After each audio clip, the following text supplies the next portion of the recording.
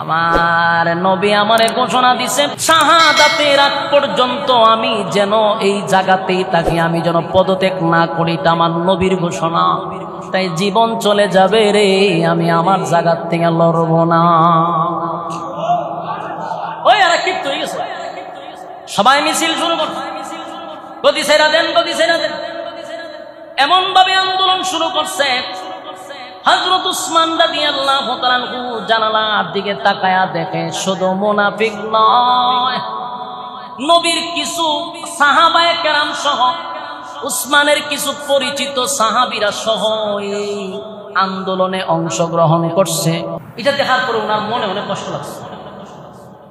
হযরত উসমান রাদিয়াল্লাহু তাআলা আনহু চোখের পানিগুলো ছেড়ে দিয়ে কান্না শুরু করে দিল আর আফসোস করতে লাগলো, হায় আফসোস, হায় আফসোস, আমার নবীর অনেক সাহাবীরা কেমনে রে, আমি উসমান রে তারা ভুল বুঝল। ভাইয়ারা আমার, ইতিহাসের পাতায় লেখা আছে একদিন দুই দিন নয় গো, একদিন দুই দিন নয়, প্রায় 22 দিন, কোন জায়গায় 40 দিন হযরত উসমান রাদিয়াল্লাহু তাআলা আনহুকে গৃহবন্দী করে রাখছে। আমরা তো শুধু কারবালার ঘটনা শুনছি, কারবালার ঘটনা শুনছি, হযরত হুসাইন রাদিয়াল্লাহু তাআলা আনহুকে পানি দেয় না, এটা তো ছিল 3 দিনের ঘটনা। আর হযরত উসমানকে পানি দেয় নাই 22 দিন, 22 দিন। সেই ঘটনা কেউ মানুষের সামনে উপস্থাপন করে না। এটা একমাত্র শিয়াদের একটা চক্রান্ত। এই শিয়াদের চক্রান্তের কারণে আজকে এই আলোচনাগুলি কোনো মৌলবী করতে চায় না। আমরা শুধু শুনি হযরত হুসাইন রাদিয়াল্লাহু তাআলা 3 দিন পানি না পাইয়া কারবালাতে, এটা আমরা বিশ্বাস করি কষ্ট দিছে, এটার বিরুদ্ধে আমরা কথা বলি। কিন্তু উসমানকে যে 22 দিন পানি দেয় নাই, 22 দিন খানা দেয় নাই, গৃহবন্দী করে রাখলো, সেই ওয়াজ কোথায় গেল? হযরত হুসাইন রাদিয়াল্লাহু তাআলা কারবালার প্রান্তরে শাহাদাত বরণ করছে, এটা আমাদের কলিজায় আঘাত লাগছে। তাই আমরা ইয়াজিদের বিরুদ্ধে ওয়াজ করি, আমরা তার তীব্র নিন্দা জানাই, ঠিক কিনা? কিন্তু হযরত উসমান রাদিয়াল্লাহু তাআলা আনহুকে 22 দিন ঘরের ভিতরে বন্দী করে ওনাকে পানি দেয় না। পানির পিপাসায় উসমান রাদিয়াল্লাহু তাআলা আনহু যার দিকে তাকায়া দেখে শত শত সাহাবীরা দাঁড়ায় আছে গো। উসমান রাদিয়াল্লাহু তাআলা আনহু চোখের পানিগুলো ছেড়ে দিয়া বলে, এ মদিনার মানুষেরা, এই মদিনার মানুষেরা, তোমরা কি সেই দিনের কথা ভুলে গেছো রে, যেই দিন মসজিদে নববীর জায়গা ছিল না? সেদিন হযরত উসমান রাদিয়াল্লাহু তাআলা বলেন, বলো না মদিনার মানুষ, তোমাদেরকে মসজিদে নববীর জায়গাটা আমি কিনে দিয়েছিলাম কিনা? আমার নবীর কথা অনুযায়ী জান্নাত আমার জন্য ওয়াজিব, আমি সেদিন মসজিদে নববীর জায়গা কিনে দিলাম। আজকে তোমরা মসজিদে নববীর মধ্যে আমাকে নামাজ পড়তে দাও না কেন? তোমরা এত কঠোর হয়ে গেলে। আমি উসমানকে কেন তোমরা মসজিদে নববীতে ঢুকতে দাও না? অত্যন্ত হৃদয় বিদারক মর্মান্তিক ঘটনা, যেগুলা আমাদের সামনে তুলে ধরা হয় না। কারণ এইগুলা তুলে ধরলে আমরা বুঝতে পারবো মুসলমানদের ভিতরে ফাটল সৃষ্টি করার মাস্টার মাইন্ড আমরা জানি না ভালো। এই যেন আমরা না জানি, এই জন্য কারবালার মধ্যে নিয়ে আমরা রাখছে, আমরা কই রাখছে কারবালার ভিতরে দেখো উসমান রাদিয়াল্লাহু তাআলা আনহুর ঘটনা। হযরত আলী রাদিয়াল্লাহু তাআলা আনহুকে কারা হত্যা করলো, উসমানকে কারা হত্যা করলো, এই রহস্য যদি আমরা জানতাম তাহলে বুঝতে পারতাম এর পিছনে কারা ইন্ধন দাতা। হযরত উসমান রাদিয়াল্লাহু তাআলা চোখের পানিগুলো ছেড়ে দিয়ে কান্দার বলে, মদিনার মানুষ কেমনে রে তোরা ভুলে গেলি? এই মসজিদে নববীর মধ্যে যখন জায়গা হতো না, আমি উসমান টাকা দিয়া জায়গা কিনে দিলাম। আজকে মসজিদে নববীর ভিতরে আমারে ঢুকতে দিলি না, 22 দিন ধরে আমারে গৃহবন্দী করে রাখলে, এক ফোঁটা পানি আমারে দেও না। এ মদিনার মানুষ, তোমরা কি ভুলে গেছো যেদিন মদিনার মানুষ পানি পান করতে পারতো না? একটা কূপ ছিল, আল্লাহর নবী দাঁড়ায়া বলছিল, কে পারবা এই কূপটা কেউ কিনে দিতা যেন মদিনার মানুষ পানি পান করতে পারে। সেদিন তদানীন্তন সময়ে 50 লক্ষ টাকা খরচ করে আমি কূপটা তোমাদের জন্য কিনে দিছি, মদিনার মানুষ যেন পানি পান করতে পারে। আমার টাকার কিনা কূপের পানি মদিনার মানুষ খায় রে, আর আমি 22 দিন ধরে পানি পাই না। তোমরা আমার সঙ্গে এমনটা কেন করলা? অত্যন্ত মর্মান্তিক ঘটনা। উসমান রাদিয়াল্লাহু তাআলা কান্না বিদ্রোহীদের কানে যায় না গো। অনেক সাহাবীরা উসমানকে ভুল বুঝতে লাগলো। হায় রে, উসমান বারবার বলল আমার টাকার কিনা পানি তোমরা খাও, আমার স্ত্রী আর আমি পানি পাই না। আমি পানি পান না করে রোজা রাখি, ইফতার ছাড়া রোজা রাখতেছি। উসমান রাদিয়াল্লাহু তাআলা এই বক্তব্য শোনার পরে আম্মা জানের উম্মে সালমা নবীর একজন স্ত্রী ছিল, উনি যখন শুনল উসমানের এই করুণ ঘটনা, উনি তাড়াতাড়ি 1 বোতল পানি উনি হযরত উসমানের কাছে নিয়ে আসার জন্য রওনা দিল। কিন্তু তাকায়া দেখেন আম্মা জান উম্মে সালমা যখন উসমানের কাছে পানি নিয়ে আসবে, তখন রাস্তার মধ্যে ওই বিদ্রোহীদের দলেরা আম্মা জানকে আটকায়া দিছে। মহিলাদেরকে দিয়ে আম্মা জানকে চেক করে দেখে পানির বোতল।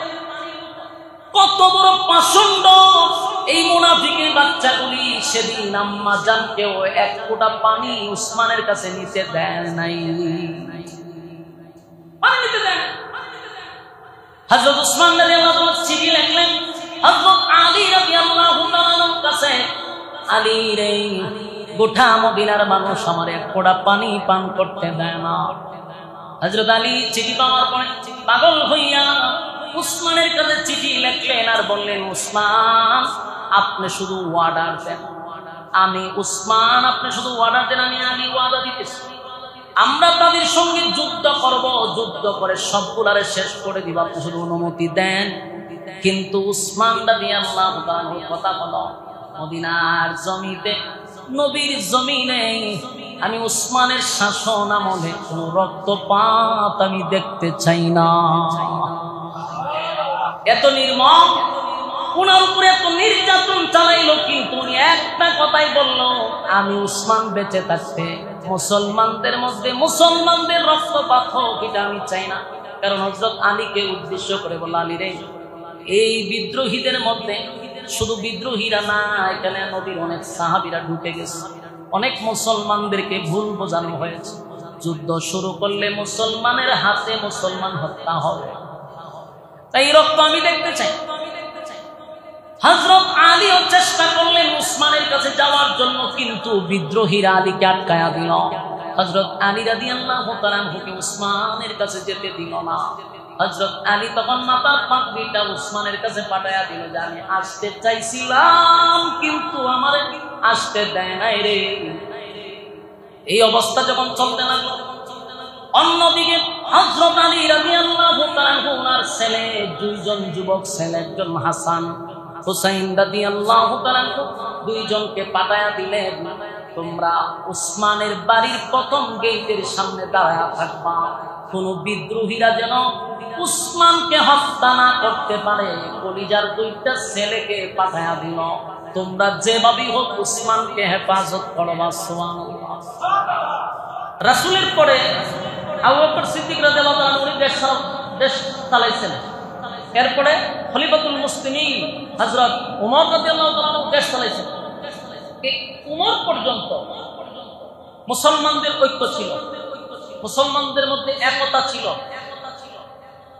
দেখেন আজকে গোটা পৃথিবীতে সব জায়গায় দেখবেন মুসলমান লাঞ্ছিত, অপমানিত, সব জায়গায় কিন্তু আমরা মার খেতেছি। বলুন আমরা কি সংখ্যায় কম? 200 কোটির উপরে মুসলমান, কিন্তু বিশ্বের ইতিহাস দেখেন সব জায়গায় মুসলমান আজকে মার খেতেছে। মায়ের আমরা খাই, আবার আমাদেরকে ট্যাগ লাগানো হয় আমরা জঙ্গি। চিন্তা করছেন? গোটা বিশ্বে একটা সিস্টেম করছে কি, জাতিসংঘ, এখান থেকে মানবতা দেখাইব, এখান থেকে নিয়ন্ত্রণ করব। কিন্তু এত মুসলমান মারার পরেও মুসলমানদেরকেই মানুষের কাছে উপস্থাপন করে এরা জঙ্গি।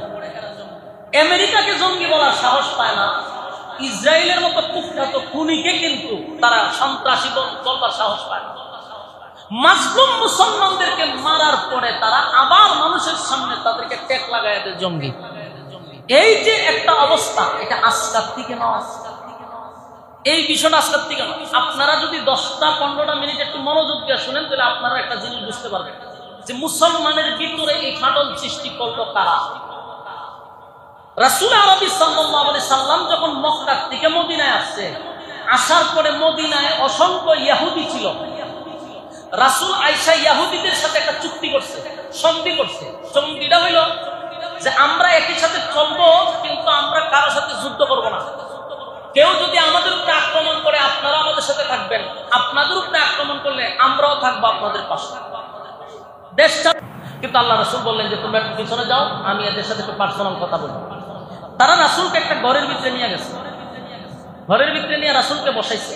ওই ইহুদিরা আরেকজনকে বলছে তোরা ছাদের উপরে টপকায়া গিয়ে বসবি, ওখান থেকে বড় একটা পাথর মুহাম্মদের উপরে ফেলাই দিবি।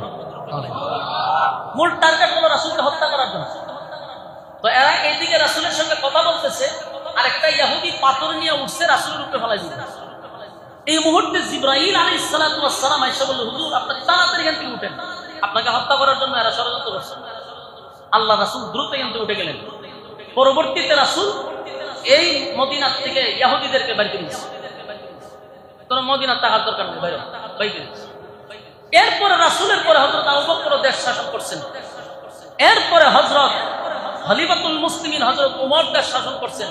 ইহুদিরা চেষ্টা করছে মুসলমানদেরকে ধ্বংস করার জন্য, কিন্তু পারে নাই। পারে নাই কেন? হযরত উমরের নেতৃত্বে দেশ পরিচালনা হয়েছে। কোন ইহুদি সাহসটুকু পায় নাই যে মুসলমানের মধ্যে ফাটল সৃষ্টি করবে, কিন্তু চেষ্টা চালায় গেছে। ঘটনাক্রমে ইহুদিদের মধ্যে একজনের নাম ছিল আব্দুল্লাহ ইবনে সাবা। ইয়ামেনে গিয়ে এরা বসবাস শুরু করছে। ইয়ামেনে, মদিনা থেকে দৌড়ে যাওয়া। এখানে থেকে বহুদিন ধরে এরা প্ল্যান করতেছে যে মুসলমানরা এত বিজয় কিভাবে হচ্ছে। আমার মুসল্লি ভাইয়েরা একটু মনোযোগ দিয়ে শুনবেন, এখান থেকে আমাদের শিখার আছে। এই ইহুদিরা চিন্তা করতেছে যে মুসলমানরা এত বিজয় কোথা থেকে পায়, যেখানে যায় তাদের বিজয়, যেখানে যায় তাদের বিজয়। এইভাবে যদি বিজয় হইতে থাকে গোটা পৃথিবী মুসলমানদের হাতে চলে আসবে, আমাদের অস্তিত্ব থাকবে না। তাই এখনই আমাদের একটা ব্যবস্থা নিতে হবে। কিন্তু শাসনামল কার ছিল? হযরত উমরের। এরা এটাও জানে উমরের শাসনামলে যদি আমরা কোনো গিরিঙ্গি বাজাইতে চাই আর উমর যদি কোনোভাবে টের পায়, তাহলে জাগাত শেষ করে দিবে। এই জন্য এরা মাস্টার প্ল্যান করতেছে। কিন্তু এরা বহু অ্যানালাইজ করছে যে ঘটনাটা কি, এদের এত শক্তি কোথা থেকে আসে।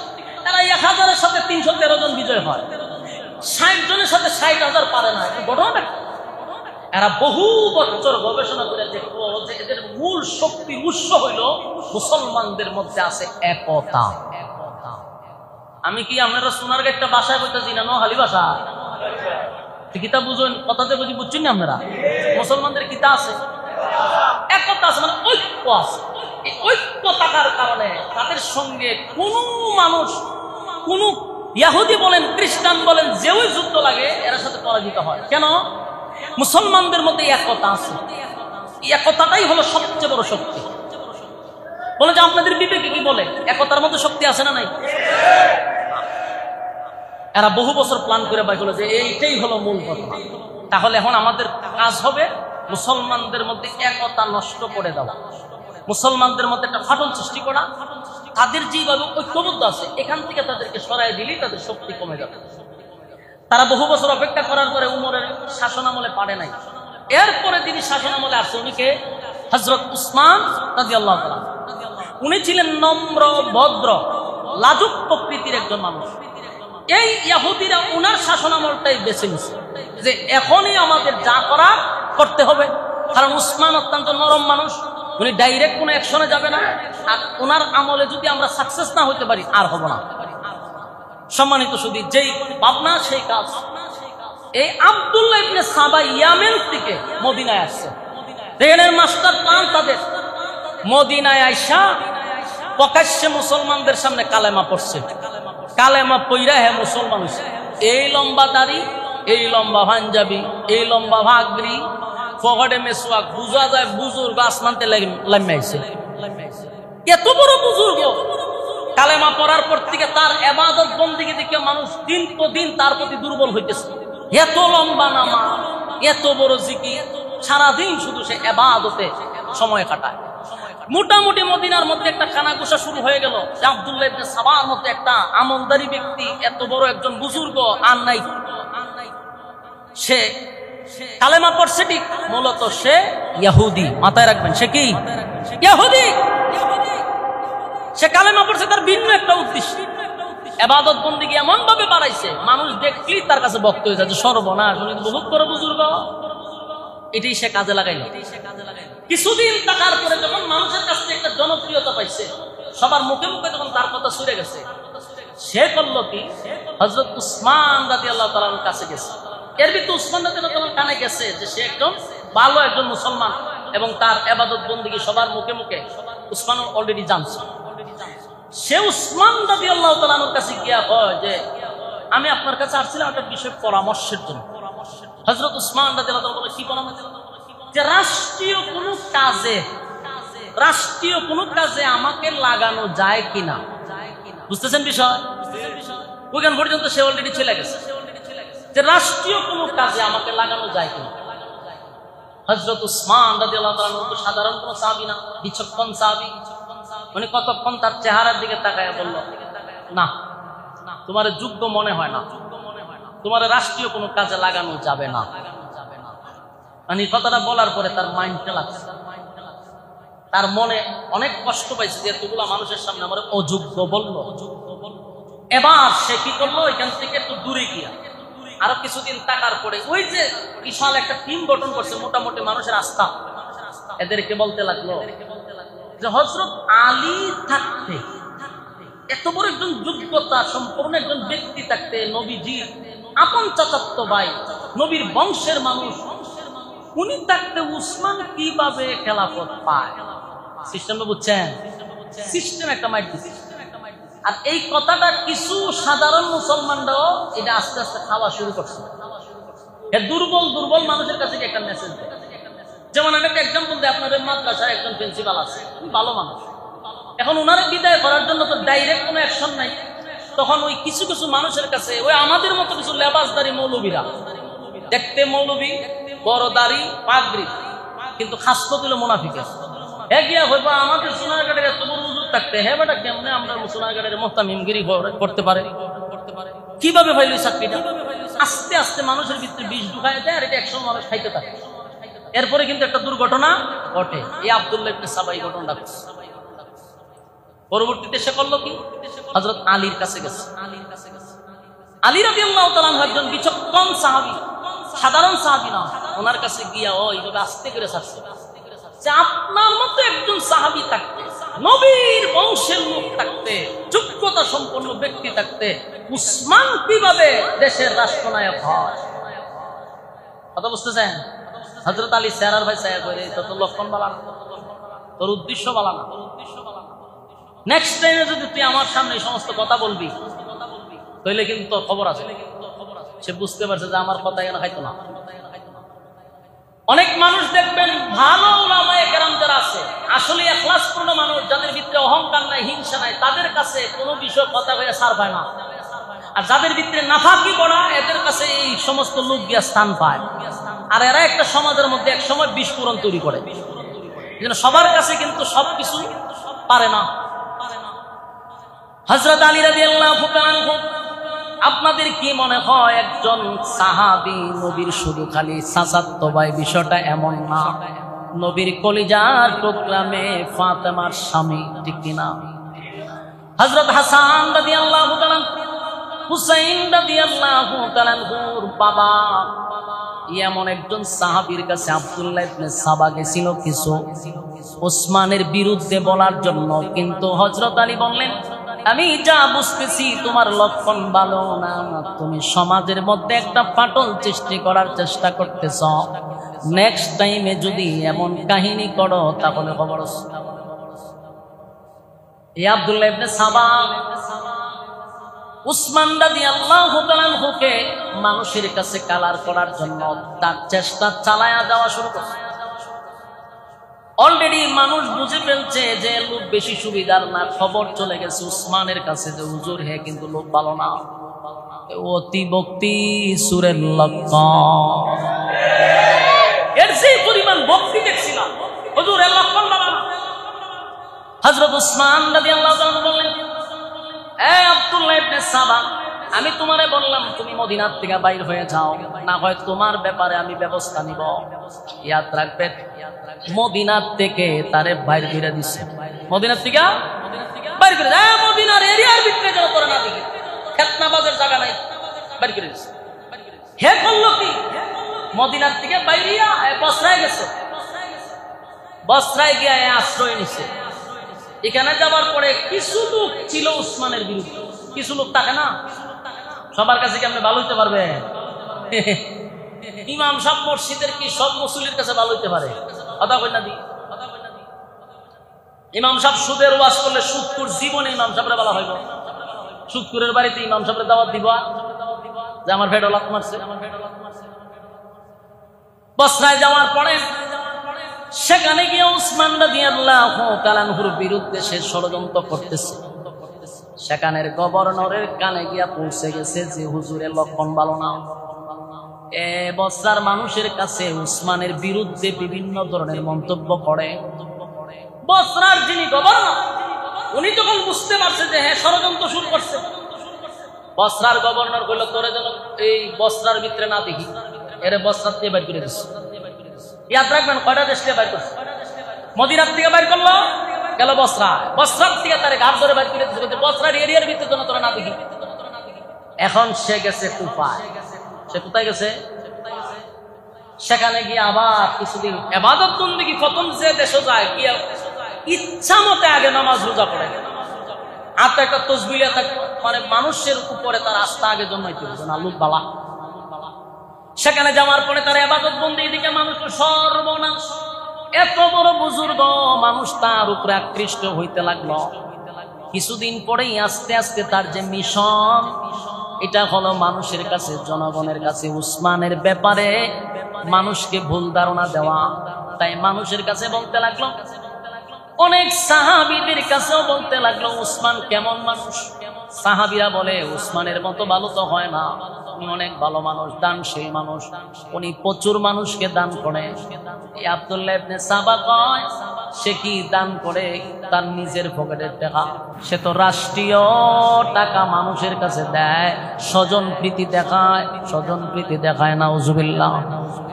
রাষ্ট্রের টাকা মানুষকে দান করে স্বজন প্রীতি দেখায় উসমানে। উসমান কি নিজের ঘর দিয়ে খরচ করেনি? চিন্তা করে না কত বড় খারাপ। এই কথাটিও কিছু কিছু মানুষের মানতে আস্তে আস্তে মানতে শুরু করছে, হইতে পারে নাউজুবিল্লাহ, মানুষের ভিতরে আস্তে আস্তে এগুলো ঢুকাইতেছে। উসমান এত বড় একজন সাহাবী, আলী থাকতে উসমান কিভাবে দেশের রাষ্ট্রনায়ক হয়? ঘটনা যখন চতুর্দিকে ছড়ায়া গেল, কিছুদিন থাকার পরে ওই কুফার গভর্নরও জানতে পারলো এর লোক ভালো না, এ মানুষের কাছে উসমানের বিরোধিতা শুরু করছে। তখন ওই কুফার থেকে তারা কার ধরে বের করেছে? কুফার থেকে কথা বুঝতেছেন আমার? তোর জন্য এরিয়ার ভিতরে না দেখি রাষ্ট্রীয় ভাবে বের করে দিচ্ছে। তাহলে প্রথম বের করছে কোথার থেকে? মদিনার থেকে, এরপরে বসরা, এরপরে কুফার থেকে বের করে দিচ্ছে। এখন হে গেছে শাম দেশে। কোথায় গেছে? শাম দেশে গেছে। শাম দেশের যিনি গভর্নর ছিলেন উনি হলেন হযরত মুআবিয়া রাদিয়াল্লাহু তাআলা। দেশ যতজন সাহাবী চালাইছেন এর মধ্যে সবচেয়ে বিচক্ষণ যিনি ছিলেন, মানে দেশ চালানোর মতো যোগ্যতার মধ্যে একজন ছিলেন হযরত মুআবিয়া রাদিয়াল্লাহু তাআলা। বিচক্ষণ একজন শাসক ছিলেন। এই শাম দেশে গিয়া ও সাধারণ মুসলমান,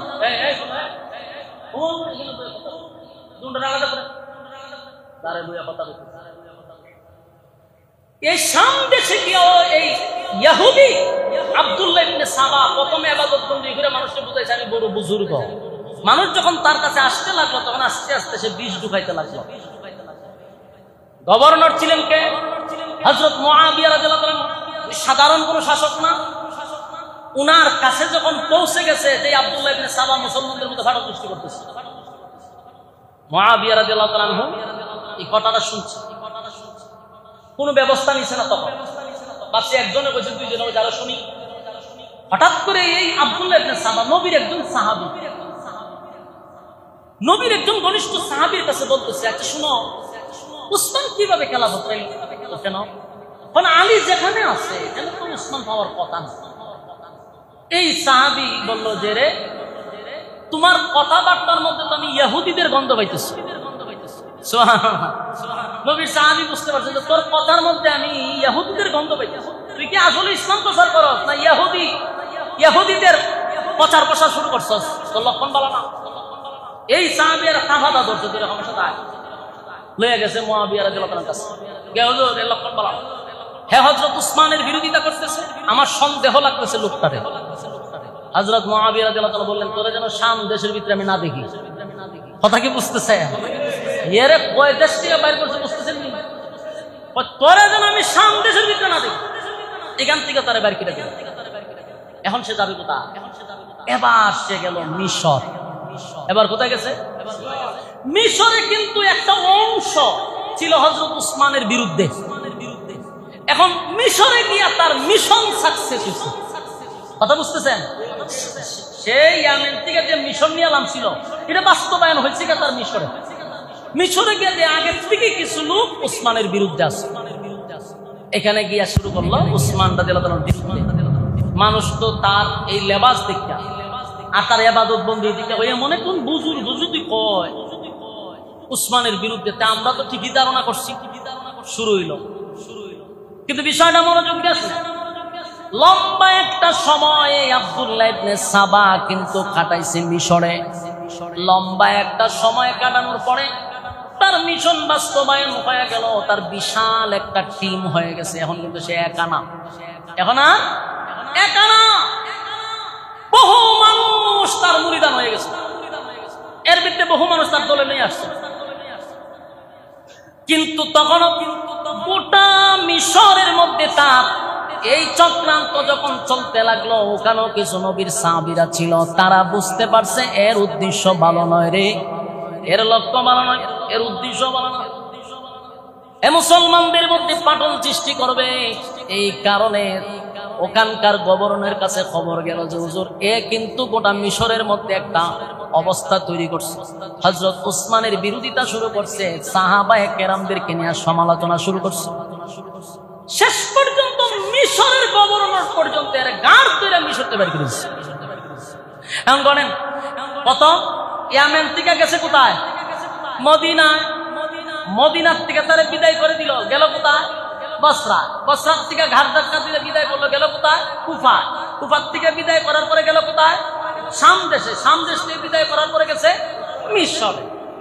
এখন মিশর থেকে যখন তারা বিদায় করে দিল, কথাই ইয়াদ রাখবেন, মিশর থেকে যখন তারা বিদায় করছে তখন কিন্তু সে আর একা, তখন কি আর একা নেই? এতদিনে সে বিশাল একটা জনগোষ্ঠী তৈরি করছে।